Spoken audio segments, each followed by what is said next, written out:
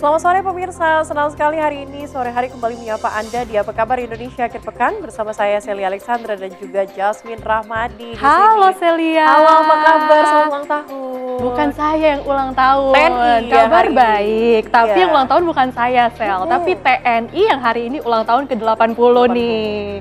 Celia, ada harapan nggak untuk TNI di ulang tahun yang ke-80 ini? Tentunya besar harapan kita ya sebagai masyarakat Indonesia sehingga nantinya TNI ini bisa menjadi garda terdepan kita. Amin. Untuk terus mempertahankan NKRI ke depan.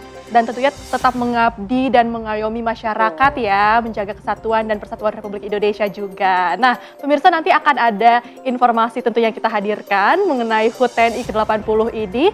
Namun kita mulai terlebih dahulu, Apa Kabar Indonesia Akhir Pekan dengan informasi pertama, di mana 12 rumah warga di Kecamatan Tanjung Lago Banyuasin, Sumatera Selatan, ludes terbakar.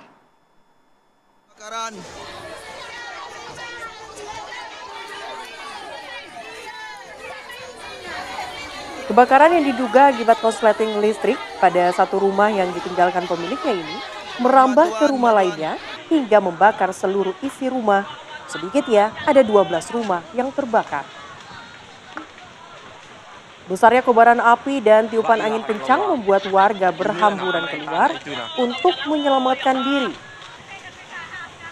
Sementara harta benda milik warga tak bisa diselamatkan dan semuanya ludes terbakar.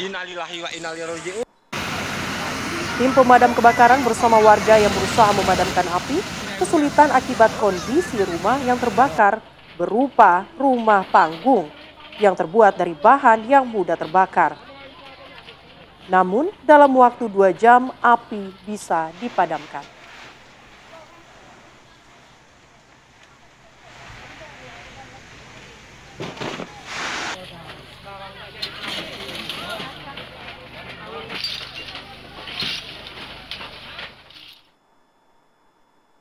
Kita hadirkan informasi lainnya pemirsa dari Sumba Timur, Nusa Tenggara Timur, di mana stasiun pengisian bahan bakar umum SPBJ di Kelurahan Kambaniru, Kecamatan Kambera, Kabupaten Sumba Timur, Nusa Tenggara Timur ini terbakar.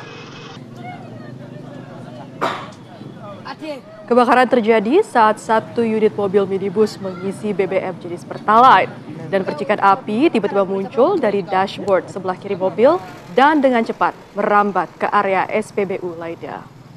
Api berhasil dipadamkan setelah mobil pemadam kebakaran yang dibantu water cannon dari Polres Sumba Timur diterjunkan ke lokasi. Beruntung tidak ada korban jiwa dalam peristiwa ini, namun kerugian material diperkirakan mencapai 2 miliar rupiah.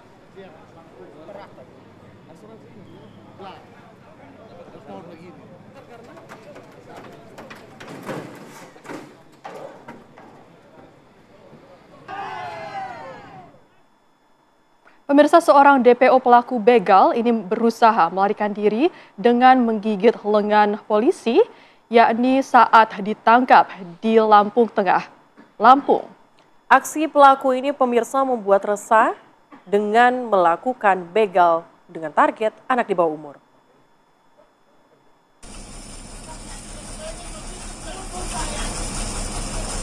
Dalam video terlihat pelaku bersama rekannya berusaha melawan dari sergapan petugas. Dalam penyergapan itu pelaku bahkan sempat melarikan diri dengan cara menggigit tangan petugas saat akan dimasukkan mobil untuk dibawa ke Mapolsek. Kendati demikian petugas berhasil menangkap tersangka inisial MS warga Padang Ratu untuk diperiksa ke Mapolsek setempat. Kembali melakukan perlawanan dengan cara menggigit tangan kiri petugas polsek sehingga tersangka berhasil melarikan diri. Kemudian dilakukan pengejaran kembali terhadap tersangka dan tertangkap dan selanjutnya kita amankan di Polsek Padang Ratu. Pelaku MS sempat buron setelah rekannya DF lebih dulu tertangkap pada bulan Mei lalu dengan bukti 2 laporan polisi di Polsek Padang Ratu. Modus pelaku yakni berpura-pura menumpang motor korban dengan target anak sekolah atau di bawah umur hingga sampai pertengahan jalan merampas kendaraan dengan mengancam menggunakan senjata tajam. Dari Lampung Tengah, Lampung, Pujiansyah TV One mengabarkan.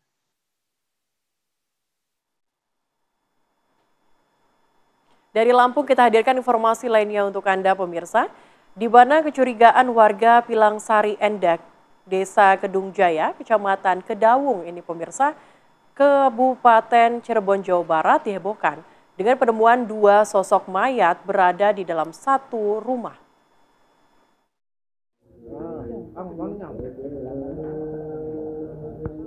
Sabtu malam, warga Pilangsari, Desa Kedung Jaya, Kecamatan Kedawung, Kabupaten Cirebon, Jawa Barat digegerkan dengan penemuan 2 sosok mayat laki-laki dan perempuan dalam satu rumah. Penemuan 2 sosok mayat ini berawal saat warga sekitar menaruh curiga karena pemilik rumah sama sekali tidak keluar rumah dan tidak ada aktivitas harian yang biasa terlihat. Sabtu sore bersama-sama dengan Ketua RT setempat, seorang warga memberanikan diri memasuki rumah tersebut. Di dalam rumah, warga menemukan 2 jenazah yakni M. Sani, laki-laki berusia 84 tahun berada di atas tempat tidur. Sementara Endang Sulaminingsih, perempuan usia 57 tahun berada di samping bawah tempat tidur. Polisi datang dan memasang garis polisi untuk mengamankan tempat kejadian perkara. Ada ditemukan 2 jenazah dalam satu rumah, yaitu bapak dan anak. Yang mana bapak ini sudah usia lanjut, usia 84 tahun, kemudian juga anaknya perempuan, usianya 57 tahun. Jadi ini kita sudah melakukan olah TKP terhadap bagaimana kondisi jenazah, termasuk juga bagaimana keadaan di TKP, di rumah, baik jendela, pintu, dan lain sebagainya, kemudian juga barang-barang yang masih ada di rumah. Ya. Kedua jenazah tersebut langsung dievakuasi ke Rumah Sakit Gunung Jati. Kasus penemuan 2 sosok jenazah kini masih dalam penyelidikan kepolisian Satreskrim Polres Cirebon Kota. Dari Cirebon, Jawa Barat, Ervan Setiawan, TV One mengabarkan.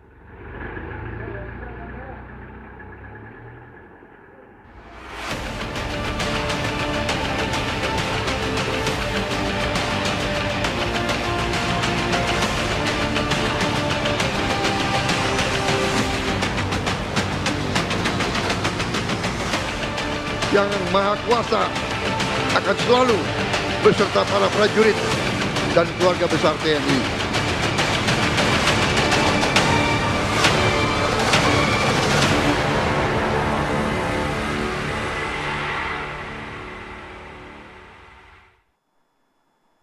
Pemirsa, hari ini TNI menggelar perayaan Hari Ulang Tahun ke-80 di kawasan Silang Monas, Jakarta Pusat. Sebanyak 133.000 prajurit dan 1.047 alutsista dikerahkan untuk mendemonstrasikan kemampuan TNI.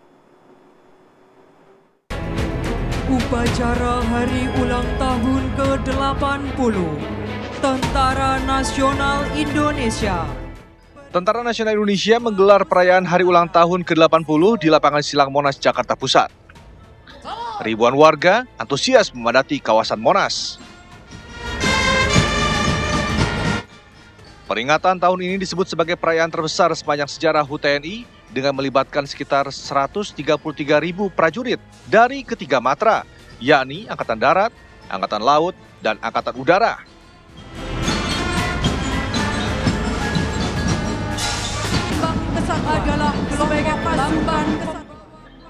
Selain 133.000 prajurit, sebanyak 1.047 alat utama sistem senjata atau alutsista dikerahkan untuk mendemonstrasikan kemampuan TNI.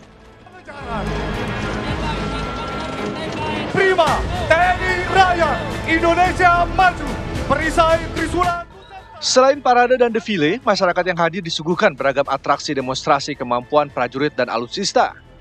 Di antaranya simulasi penanggulangan bencana, proses penyiapan hunian sementara, proses penyiapan hunian sementara dengan prinsip demonstrasi serbuan cepat pasukan khusus,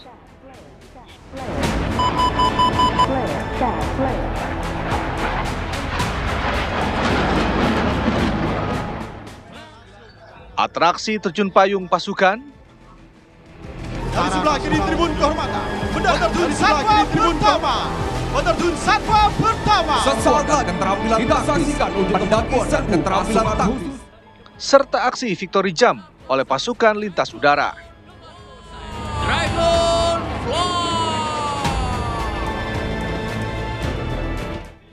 Tidak hanya itu, sejumlah alutsista juga ditampilkan dalam parade HUT TNI kali ini, yang mencakup kendaraan tempur berat seperti tank Leopard, tank Harimau, dan Marder, serta berbagai sistem artileri dari 3 matra. Tim TV One mengabarkan.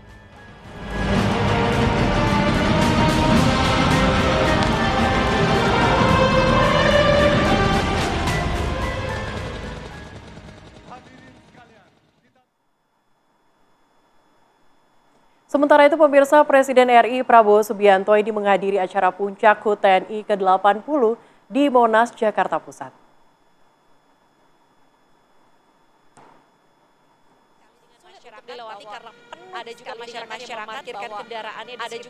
Ya, Presiden Prabowo Subianto ini menuju Monas menggunakan maung sebagai kendaraan dinasnya.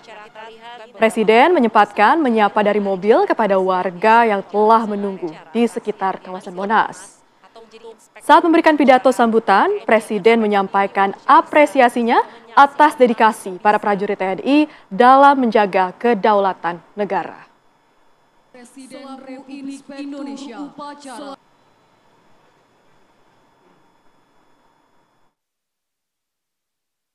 TNI adalah anak kandung rakyat Indonesia. TNI berasal dari rakyat. TNI timbul dan tenggelam bersama rakyat Indonesia.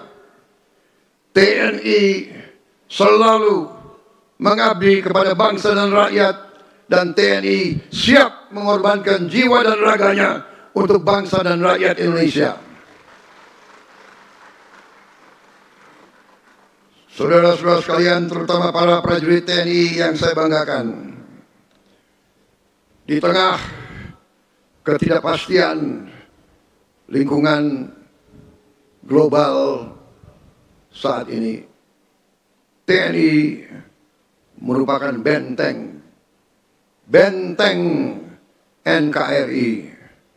TNI adalah tulang punggung pertahanan Indonesia yang menjadi penjamin kedaulatan kita. Bahwa TNI harus siap melindungi segenap bangsa Indonesia dan seluruh tumpah darah Indonesia. TNI harus siap mengorbankan segala-galanya untuk keselamatan bangsa dan rakyat Indonesia.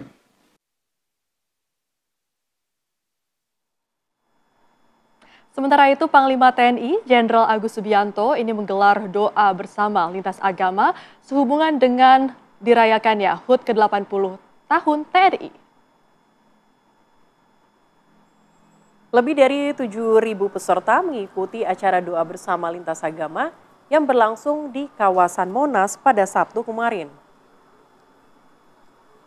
Peserta meliputi masyarakat luas, termasuk anak yatim yang mendapat santunan di acara ini. Doa dipimpin para tokoh sejumlah agama secara bergantian.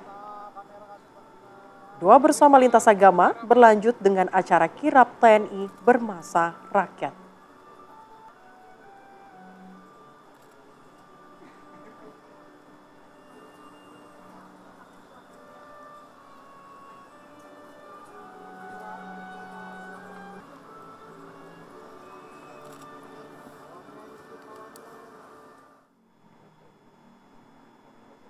Pemirsa, Menteri Sekretaris Negara Mensesnek Prasetyo Hadi ini angkat bicara soal pertemuan tertutup yang dilakukan oleh Presiden Prabowo Subianto dan juga Joko Widodo kemarin.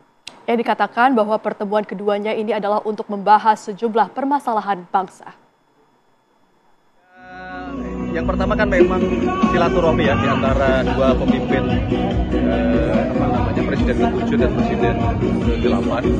Kalau Bapak Prabowo berkesempatan ke Jawa Tengah, beliau yang kawan atau mampir. Kebetulan Pak Presiden ke-7 Pak Jokowi ada di Jakarta, ya sudah janjian ketemu waktunya makan siang, dan tentu banyak hal yang dibicarakan ya mengenai masalah-masalah kebangsaan, termasuk memberikan masukan ke depan sebaiknya seperti apa untuk beberapa hal.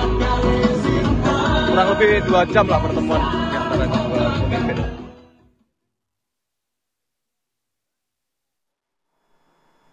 Pemirsa, seorang keluarga pasien ini mengeluhkan pelayanan salah satu puskesmas di Kabupaten Pindrang, Sulawesi Selatan. Informasi selengkapnya akan kami hadirkan, tetaplah bersama kami pemirsa di Apa Kabar Indonesia Akhir Pekan. Anda kembali di Apa Kabar Indonesia Akhir Pekan, kita masuk ke segmen viral pemirsa. Di mana viral di media sosial video yang memperlihatkan seorang keluarga pasien mengeluhkan pelayanan yang ada di Pindrang, Sulawesi Selatan. Dari tadi teriak-teriak, tidak ada orang. Padahal ini digagal. Pasien dari rumah sakit disuruh. Pelayanan puskesmas ini dikeluhkan karena disebut tidak buka 24 jam. Dan dalam video yang viral ini, perekam menceritakan ia mengantar ayahnya yang mengalami sakit perut dan muntah-muntah ke salah satu unit rumah sakit. Namun rumah sakit meminta pasien terlebih dahulu mendapatkan rujukan dari puskesmas. Saat pasien dibawa ke puskesmas Salo yang berada di Kecamatan Huatang Sawito, Kabupaten Pindrang yang diketahui beroperasi 24 jam, terlihat di lokasi tak ada petugas yang berjaga di UGD. Dari pengakuannya, keluarga pasien sangat kecewa terhadap pelayanan di puskesmas tersebut. Kemudian pasien tersebut kembali ke rumah sakit untuk menjalani perawatan. Sementara itu, hingga saat ini pihak puskesmas belum memberikan keterangannya terkait kejadian tersebut.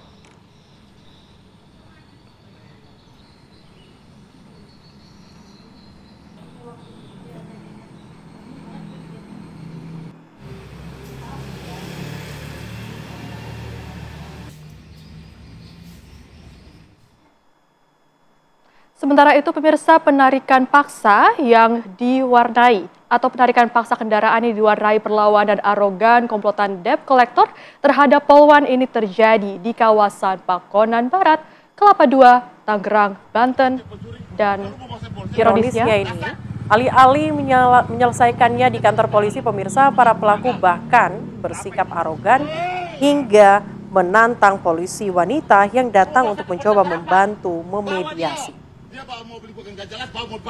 Inilah pemirsa komplotan debt collector atau mata elang yang bersih tegang dengan anggota polisi wanita Polsek Kelapa II, Tangerang, Banten yang viral di media sosial. Para debt collector ini memaksa untuk menarik kendaraan terhadap konsumen, namun pihak polisi untuk meminta menyelesaikannya di kantor polisi. Namun debt collector tersebut bersikap arogan terhadap aparat polisian. Dari hasil video viral tersebut, pihak kepolisian Polres Tangerang Selatan bersama Polsek Kelapa II bergerak cepat langsung memburu debt collector tersebut. Tak lama dalam pencarian, aparat meringkus pelaku debt collector tersebut yang hendak melarikan diri ke luar kota.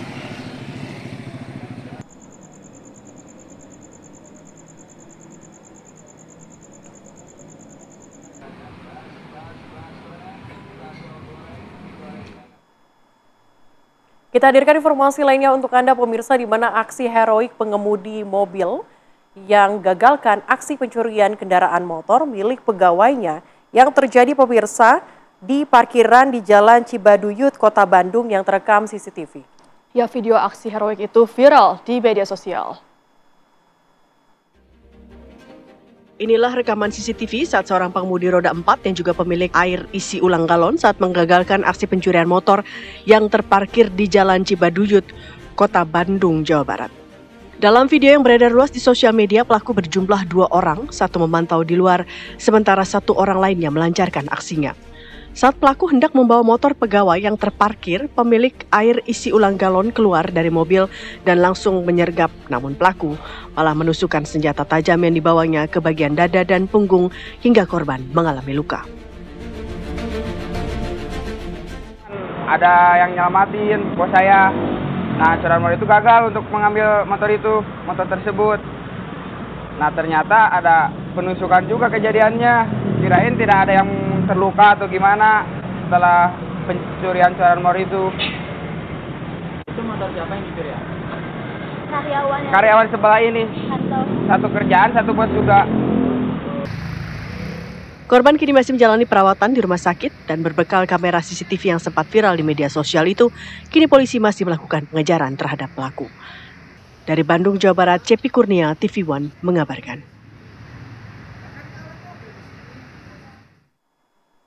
Pemirsa, rombongan Wakil Gubernur Aceh ini memberhentikan truk barang yang menggunakan plat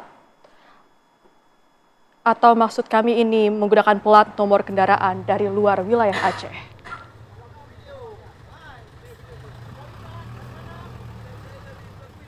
Wakil Gubernur Aceh memerintah ajudan yang menyetop sejumlah truk dengan plat BK yang merupakan plat Sumatera Utara.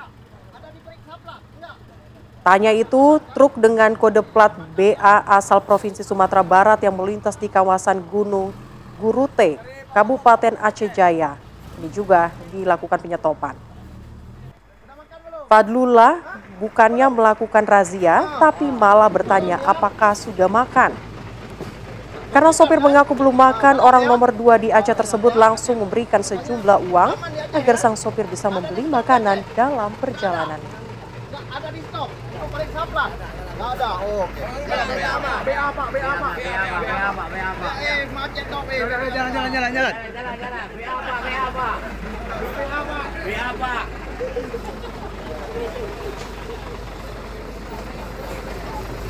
Aman lagi yang buat.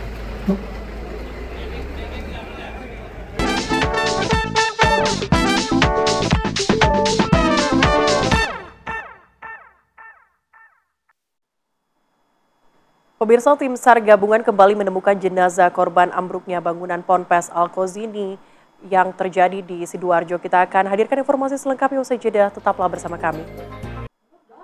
Terima kasih Anda kembali di Apa Kabar Indonesia akhir pekan. Pemirsa, setelah melalui proses identifikasi yang intensif, tim DVI Sabtu malam ini mengidentifikasi 3 jenazah korban ambruknya bangunan musola Ponpes Al-Khozini di Sidoarjo.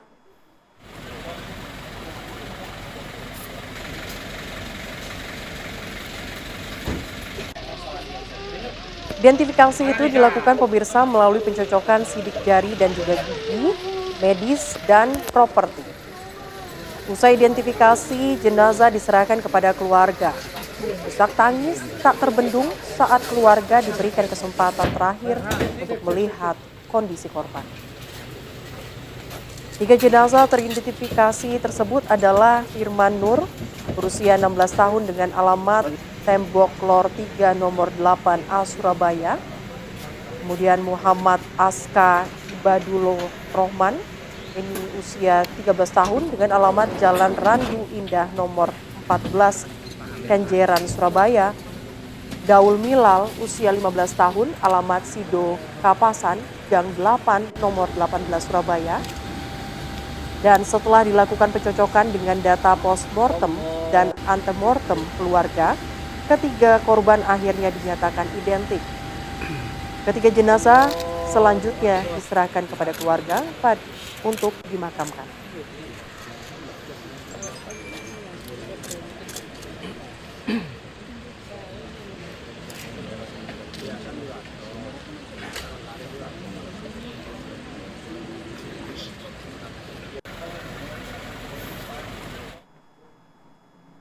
Ya pemirsa, kami langsung aja mengajak Anda untuk melihat bagaimana kondisi terkini di Sidoarjo. Sudah ada rekan-rekan kami pemirsa, ada Faisal Renaldi dan juga ada rekan kami Goldi Gumilang di sana.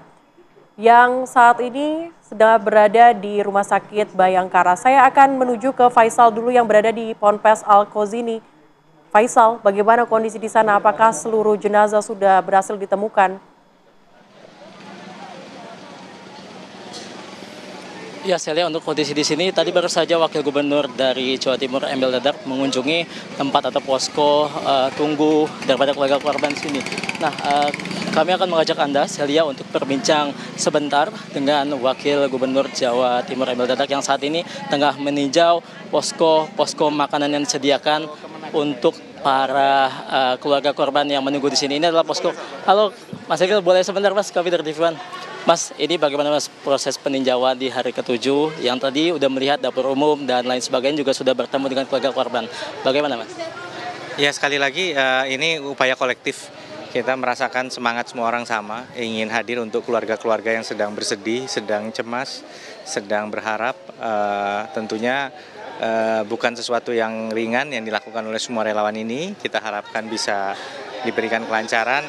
Ini salah satunya posko Kemenak, tadi ada tim DLH, semua. Tapi sekali lagi keluarga juga butuh, tentunya pada ujungnya butuh kepastian bagaimana kondisi anak mereka, dan inilah yang diikhtiarkan oleh polisian dalam upaya identifikasi postmortem maupun rekan-rekan di lapangan TNI, Polri, Basarnas dan semua elemen BNPB, BPBD dan elemen ahli struktur dari ITS untuk sore ini fokus setelah melakukan pengangkutan material.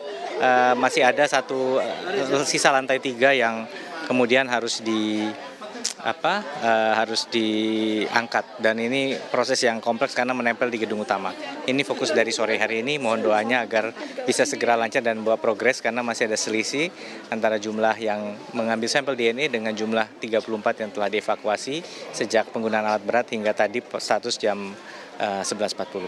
Terima kasih. Mas, ini mencoba salah satu minuman yang disediakan untuk keluarga korban. Tadi ini dari Posko Kemenak. Ya, kamu coba. Jangan dong. Ini ada yang ini ada. Oh iya. Pak Rumi juga bilang makanannya enak-enak ya Mbak di sini, Mbak. Enak-enak. Saya di beberapa musibah-musibah sebelumnya itu kan ngontrol, pasti kalau mama ngontrol makanan ya gitu. Jadi saya tahu standarisasi Tagana, standarisasi ini kok enak gitu.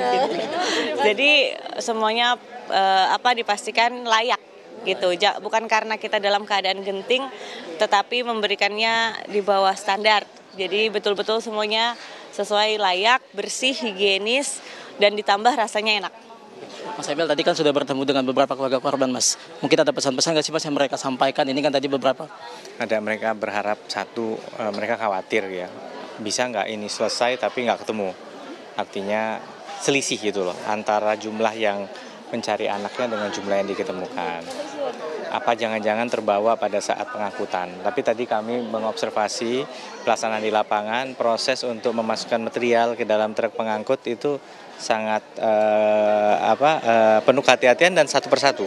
Betul-betul satu persatu. Jadi kita bisa ngelihat satu persatu yang masuk itu besinya, bambunya, kemudian batu-batuannya, baloknya, itu kita bisa melihat. Jadi dan ada safety officer dari Basarnas, menurut Pak Nanang dan Pak Bramantio dari Basarnas, ada safety officer yang mengawasi karena mereka juga memastikan segala tanda-tanda keberadaan jenazah mereka sudah peka untuk bisa mengidentifikasi itu, sehingga kekhawatiran itu insya Allah bisa terjawab. Tapi yang berikutnya ya tentu juga kalaupun sudah ketemu bagaimana proses identifikasinya begitu, karena mereka harap cemas betul dengan proses di kepolisian apakah akan menghasilkan, karena banyak dari mereka mengatakan ya saya ikhlas tapi saya tetap perlu ketemu jasad anak saya.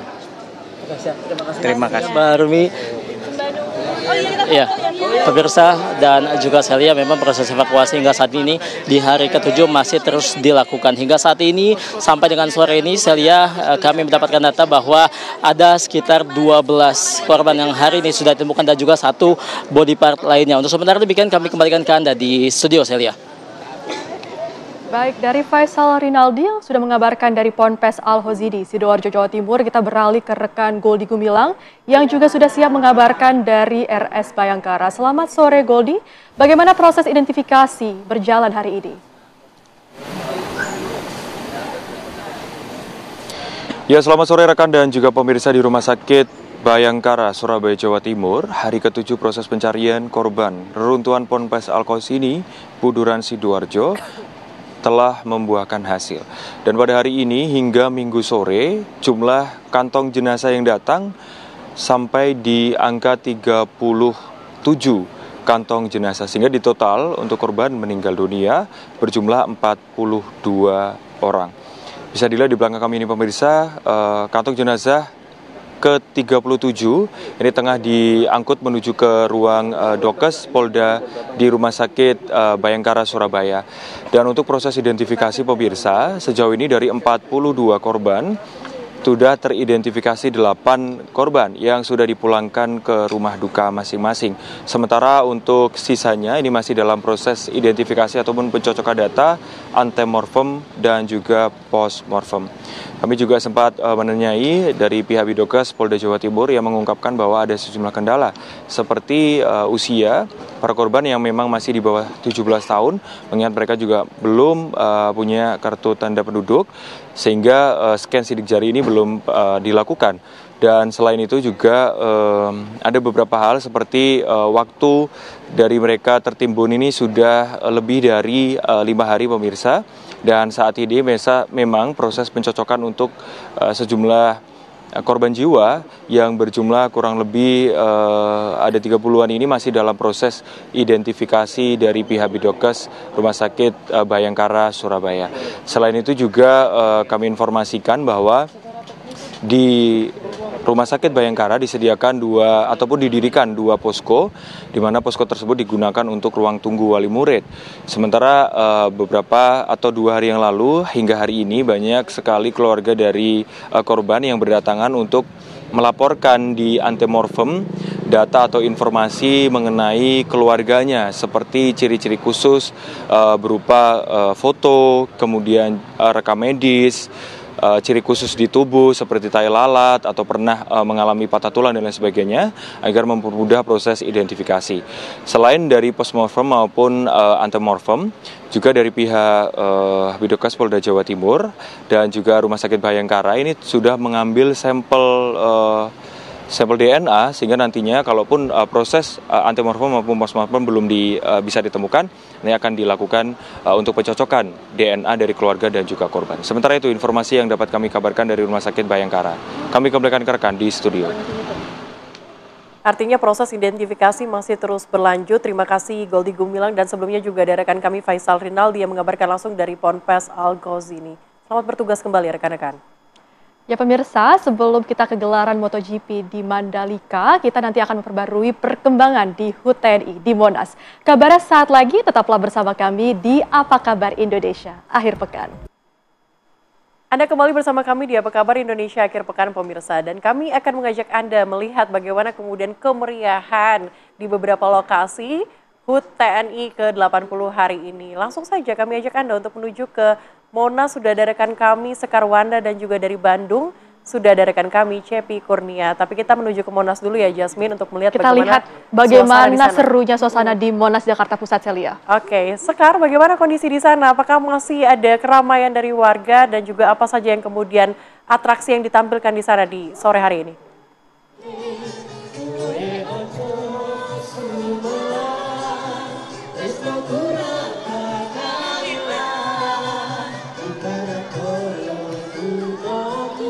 Sekar. Ya, selamat sore Celia, Jasmine, dan juga pemirsa. Dalam rangka memperingati Hari Ulang Tahun TNI yang ke-80, sejumlah hiburan dan aktivitas rakyat dilakukan di Monumen Nasional Jakarta hingga sore hari ini. Saat ini tengah berlangsung panggung hiburan rakyat, di mana dari band satuan TNI, yakni dari Combo Band Den Mabesat, sedang melakukan performance dan juga menghibur masyarakat yang sudah hadir sejak pagi hari tadi. Selain juga dari panggung hiburan yang disajikan oleh band Den Mabesat, ada juga dari Cakra Band dan juga Kartika Orkestra yang juga nantinya akan turut menampilkan performance-nya di panggung rakyat di Monas pada hari ini. Nah, Jasmine dan juga pemirsa, sebelumnya juga ada penampilan menarik dari artis-artis nasional seperti Dewi Persik, kemudian dari Wali Band, dan juga dari NDX AKA yang juga sudah tampil sebelumnya pada siang hari ini. Tidak hanya itu, hari ini juga dilakukan pembagian hadiah secara gratis, yakni pembagian door prize dan juga hadiah sebanyak 200 sepeda motor dan juga 50 lemari es serta 50 televisi bagi para pengunjung, di mana mereka dapat menerima hadiah tersebut secara gratis. Kemudian Jasmine dan juga pemirsa, hari ini juga terdapat kegiatan sosial yang juga mewarnai perayaan Hari Ulang Tahun TNI hari ini, di mana terdapat rumah sakit lapangan, di mana para pengunjung ini dapat melakukan pengecekan kesehatan dan juga mendapatkan makanan gratis hingga juga sembako yang juga dibagikan secara cuma-cuma percuma bagi para pengunjung yang hadir di Monumen Nasional hari ini. Tidak hanya itu, berbagai stand edukasi dan juga layanan publik juga dihadirkan, seperti adanya pembagian seperti buku-buku, kemudian edukasi-edukasi, dan juga terdapat aksi unjuk bakat yang juga dapat diikuti oleh para pengunjung pada siang hari ini. Dan juga selain adanya kegiatan dan juga hiburan rakyat, terdapat juga area pameran yang dimana para pengunjung ini juga dapat melihat langsung dari dekat alat utama sistem persenjataan milik TNI, dan juga diantaranya ini seperti tank harimau, kemudian ada Panzer Anoa hingga helikopter tempur, di mana para pengunjung ini dapat melihat secara langsung, dan juga hingga saat ini masih terlihat keramaian para pengunjung hari ini menikmati bagaimana suasana sore hari ini dalam rangka memperingati Hari Ulang Tahun TNI ke-80. Jasmine dan Celia.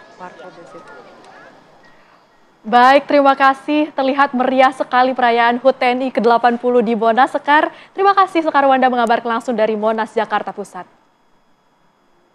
Dan kita langsung beralih menuju ke Mandalika ya Jasmine, di mana Marco Bezzecchi ini berhasil meraih posisi pole dan mengukir rekor pada kualifikasi MotoGP Indonesia 2025 di... Pemirsa, sejumlah informasi menarik lainnya akan kami hadirkan. Tetaplah bersama kami di Apa Kabar Indonesia Akhir Pekan.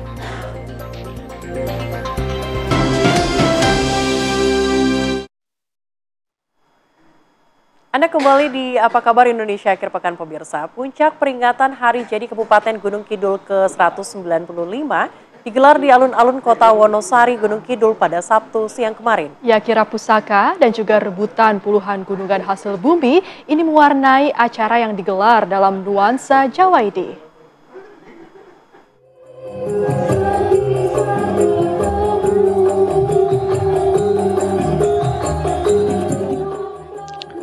Diawali dengan penampilan tari kolosal Pentol Tembem, puncak acara peringatan Hari Jadi Kabupaten Gunung Kidul yang ke-195 digelar di alun-alun Kota Wonosari, Gunung Kidul, Sabtu siang.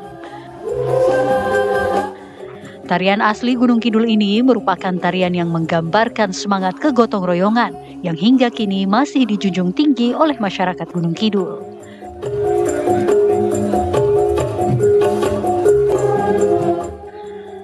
Upacara menjadi semakin khidmat saat sejumlah pusaka dikirapkan di tengah-tengah peserta upacara dengan iringan gending Jawa.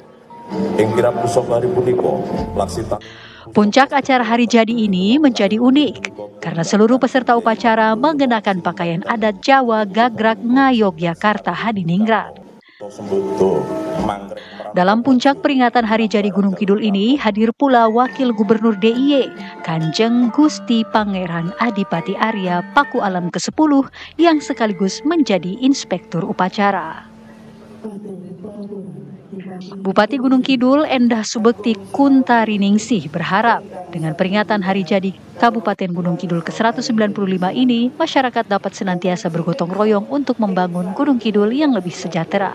Meratandani warga ngasilake produk loh jinawi uga bisa dadi kasunyatan. Harapannya semoga warga masyarakat Kabupaten Gunung Kidul semakin meningkatkan rasa gotong royong yang bisa membangkitkan spirit untuk berjuang membangun Gunung Kidul, Gemah Ripah, Loh Jinawi, Toto Titi Tentrem dan Kertora Harjo, dan para pemimpinnya yang ada di depan bisa ngayomi, memberi perlindungan, ngayemi, memberi ketentraman, dan ngayani, memberi kesejahteraan. Informasi tadi pemirsa sekaligus menutup jumpa kita di Apa Kabar Indonesia Akhir Pekan. Saya Celia Alexandra. Dan saya Jasmine Rahmadi, pamit undur diri. Terima kasih, sampai jumpa dan happy weekend.